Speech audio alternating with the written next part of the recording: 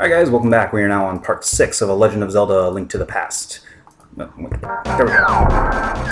Okay, so when we last left off, we cleared the first dungeon of the World of Darkness, stalled for a whole crap ton of time to grab some upgrades, and now we are back in the World of Darkness to get to the second dungeon. Because the second dungeon has a really cool upgrade in it too. But first we teleport back to the World of Balance again. Because remember what the telekinesis stone said, things that happen in the world of light, or world of balance, world of light affect the world of darkness. So, we can open the floodgates, and let's see what happens.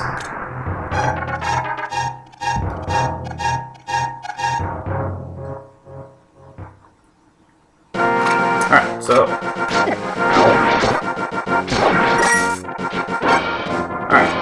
back to the world of darkness.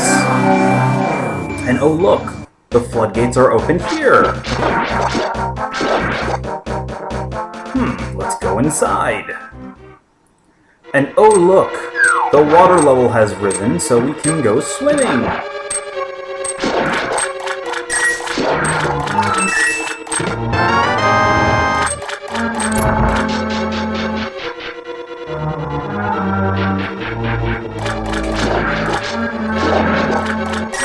Alright, those little water puff things, they are infinite. You cannot get rid of them, but they will only go over water. They won't go over land. And also, just keep an eye out for everything. Get the map and other stuff.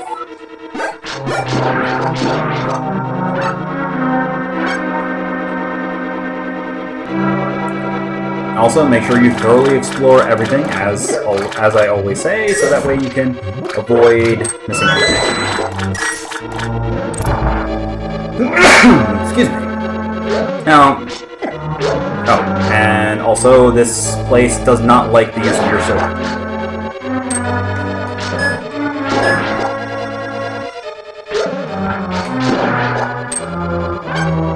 Ow.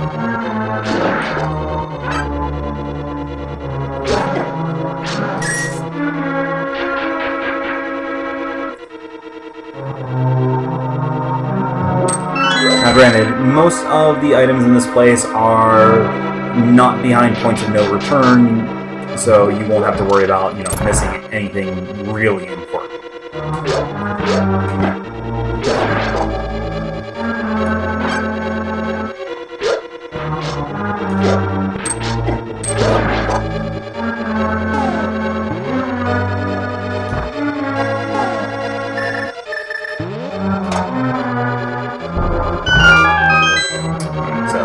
Push the switch.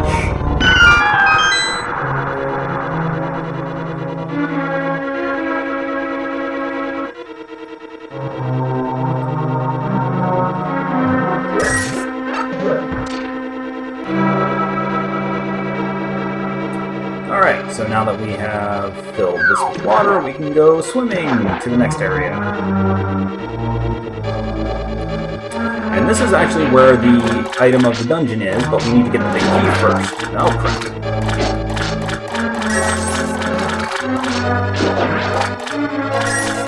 See, it's right here, right out in the middle, but we don't have the big key, so we are not even going to bother trying to get it.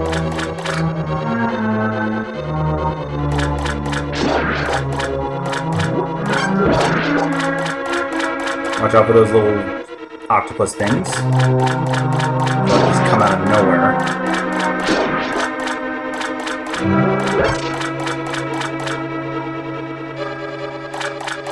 Alright, well, that was relatively useless. Oh, wait. Compass! Yeah, that was relatively useless.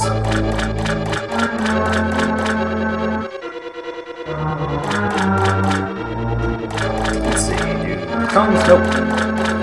Tongues do nothing. Alright, so let's try coming up and see what's over on this path. Yay! Active pottery allergies, which don't trigger the traps.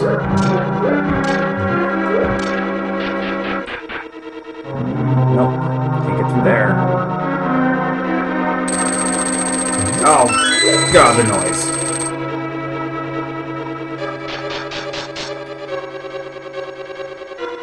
Alright,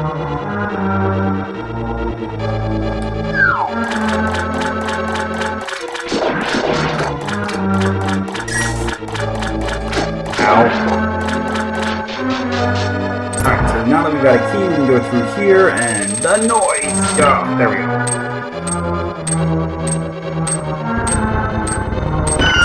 Next.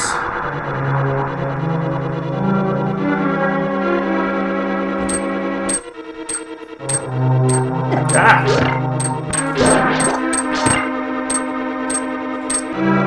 And now we can just slip through here.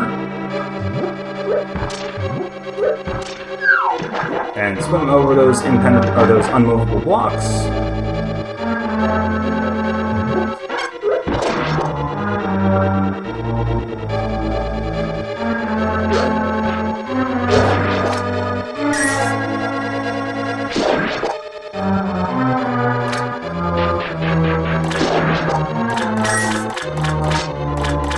Now, this one, on the other hand, is movable. But first we want to go up here, because I believe there's some items in this. No, there are not. Okay. False alarm.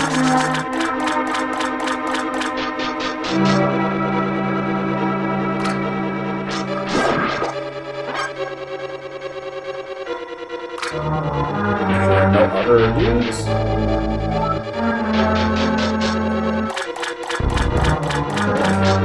Ow. Ah!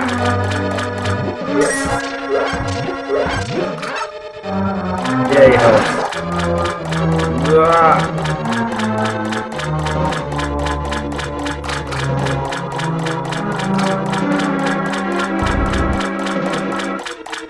Okay, so we actually want to go down this side first.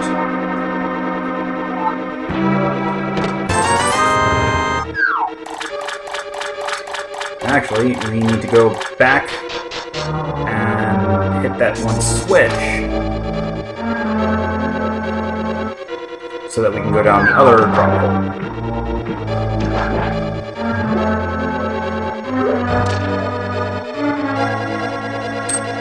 Let's head back around here. There we go. And now we have to take the long way around, because otherwise that would be easy.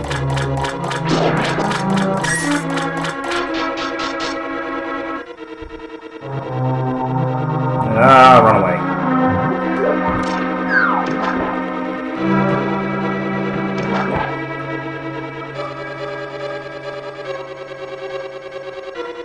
Alright.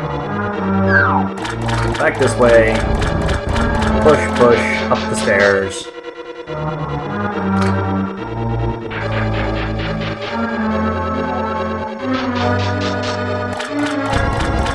Alright. Ah, crap. And down the right hole.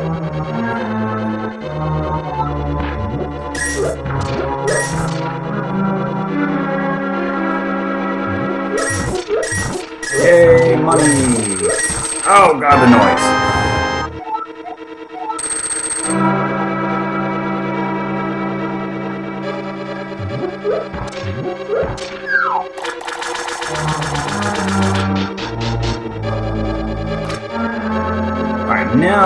Now that we have the big key, we can go and get the dungeon item back in the main room.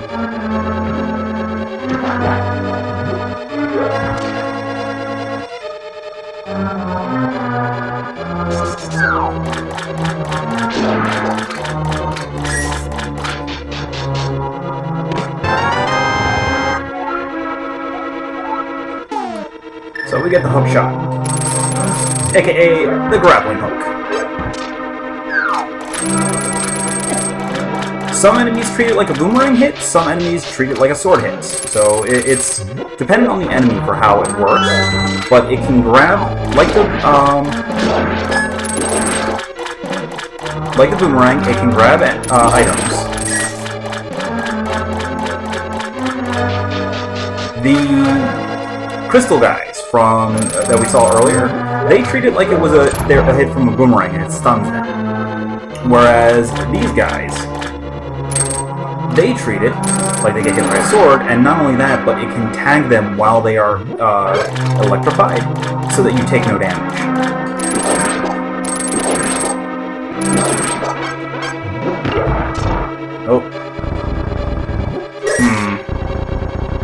that doesn't seem suspicious at all.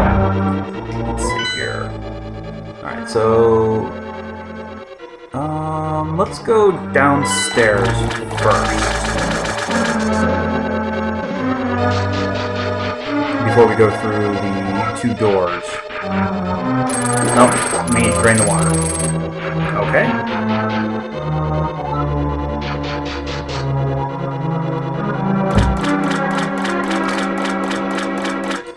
Alright.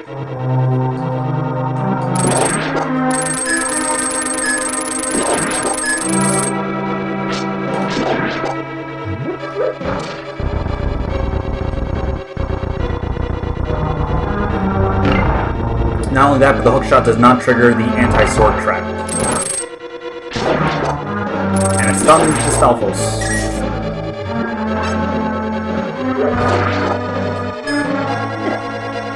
Ow.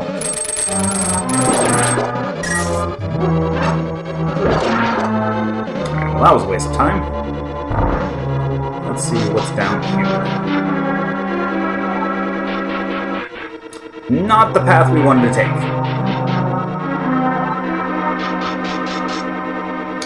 Back up we go.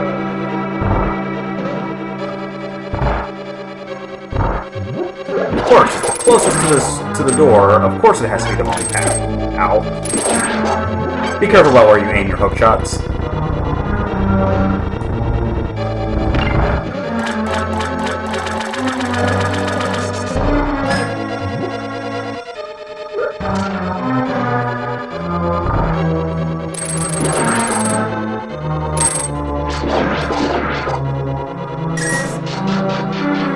Back down we go.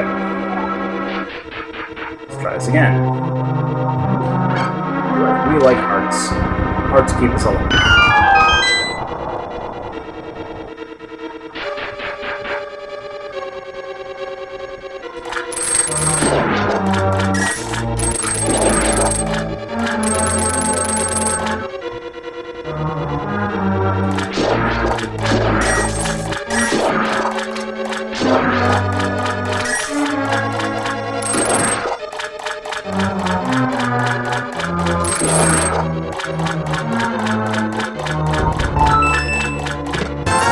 Yay! Money that we don't need anymore. Hello, hidden passage.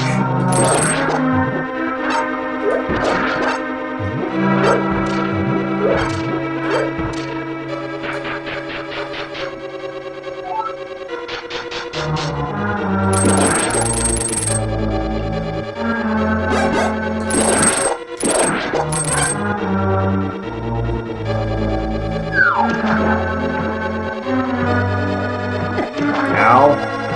Ow. Yeah, we can't actually hurt those guys.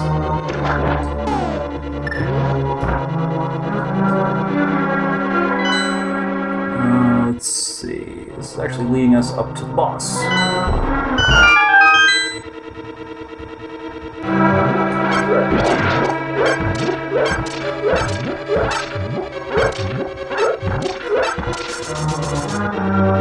Alright, so there really isn't anything else left to collect in the dungeon, so let's just go ahead and kill the boss. By the way, equip the hookshot, you're gonna need it. Alright, so meet the boss. I don't actually know its name. Oh. So you use the hookshot to steal its little cloud puffs.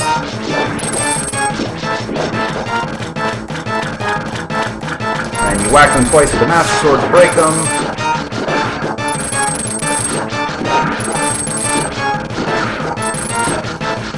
Ow. Oh crap. Well, if we die, we just get... Oh, get over here. Alright, one more. Come here.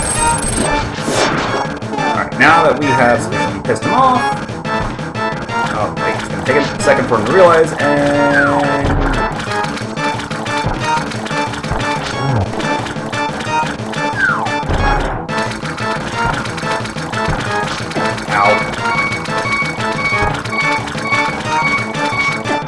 Oh,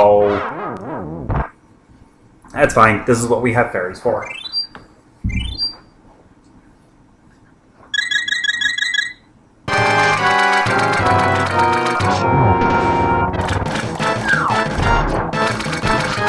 That was close.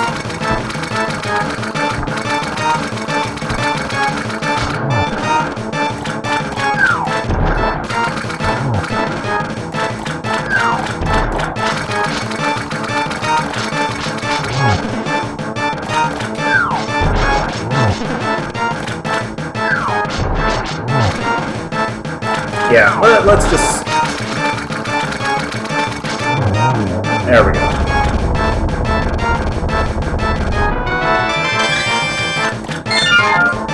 Alright, 2 down, 5 to go. That took far more effort than it really required.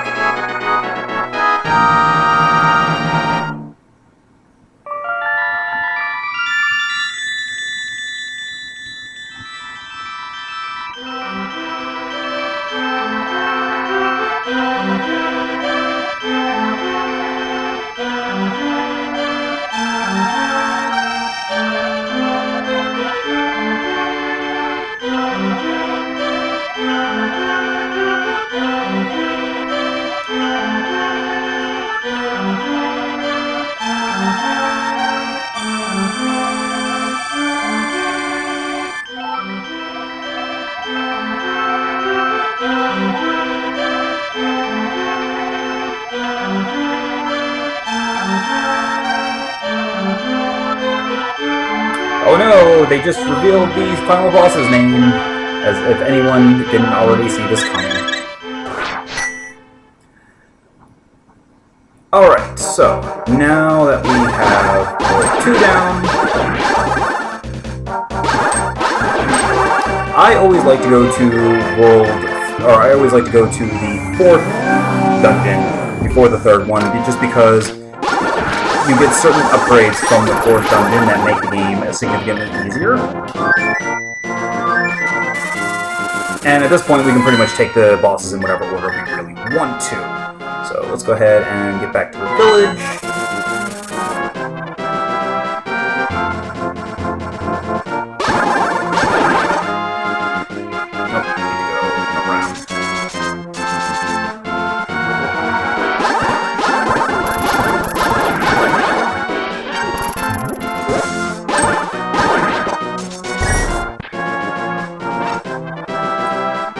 The apples behave just like hearts do. Oh, actually, you know what? Before we actually do... Let's get back over to the wishing well and finish upgrading all of our equipment, or our capacities.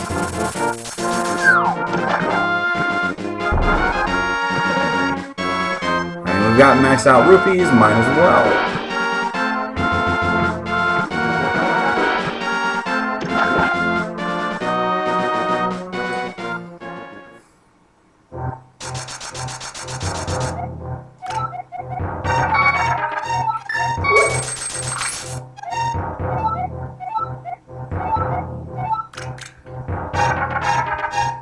Now, it does not actually remember the total number of rupees. Every 100, it resets the total amount. So, if I were to throw, say, 100 rupees, or throw 25, and then throw in an extra 50 twice, it would forget that 25 that I threw, and I would have beat out 25 rupees.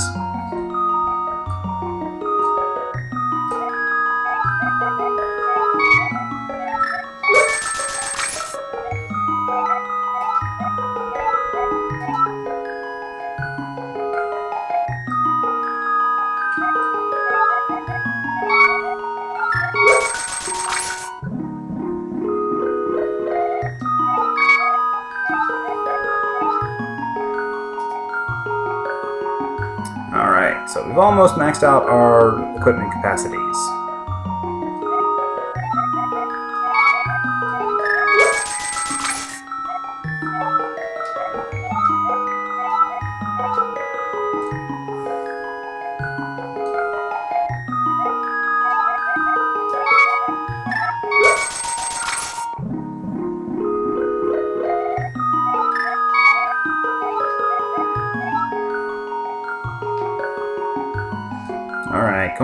Come on. It takes a few seconds for the pond to reset.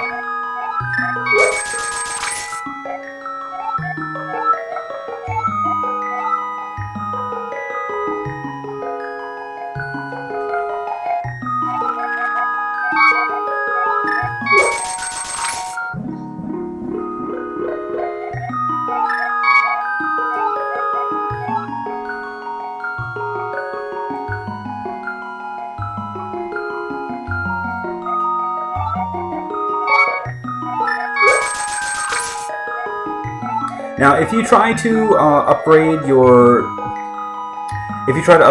the bombs or the arrows beyond capacity, she will refund you the 100 rupees.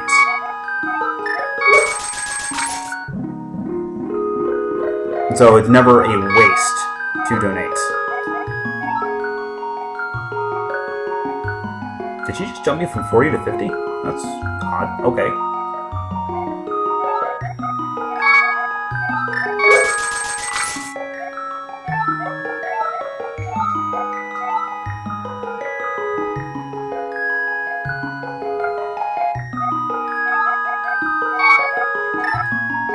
But here, I'll show you. I'll try to do bombs again, and it... See?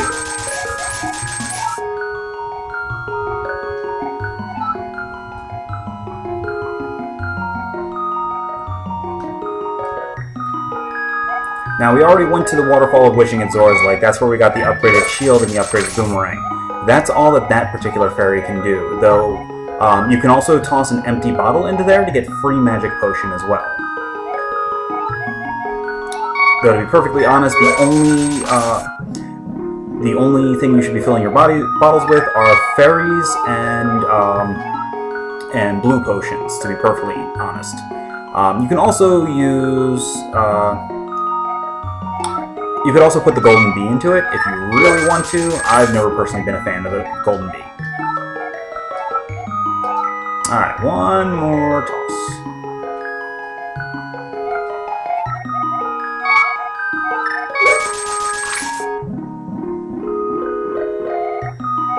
Alright. We have now maxed out our weapon capacities. So let's get out of here.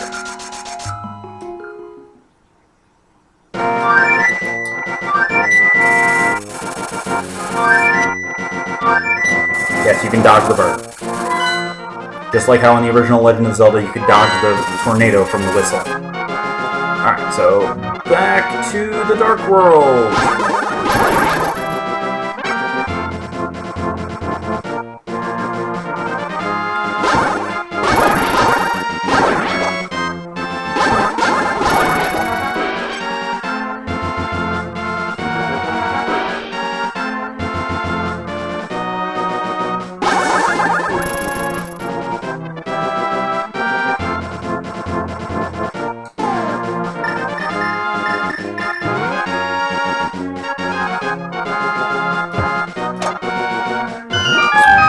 Go.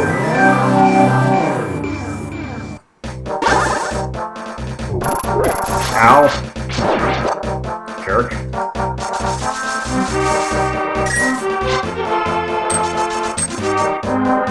Alright.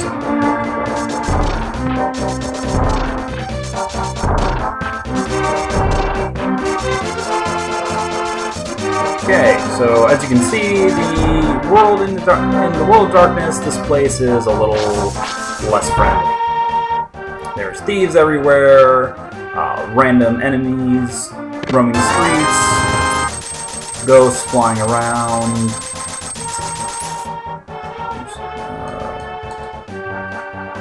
Oh, and the paintings don't drop rubies randomly. Or rupees.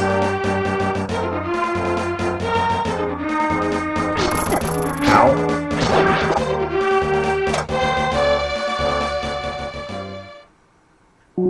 Oh.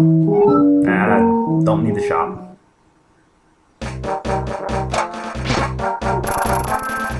However, we can go over to the smithy, and we can't actually go here because we need the next world. We need the upgrade. If you ever see the tree's eyes moving, you can you can actually hit their trunk and it'll spit out a bomb, and you can talk to them.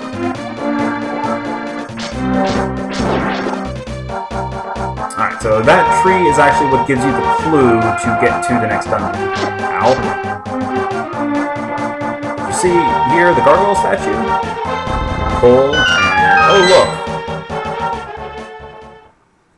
We are now in Dungeon 4. So I'm going to go ahead and take a quick break here. When I get back in a few minutes, we will take on this dungeon. So see you in a little bit.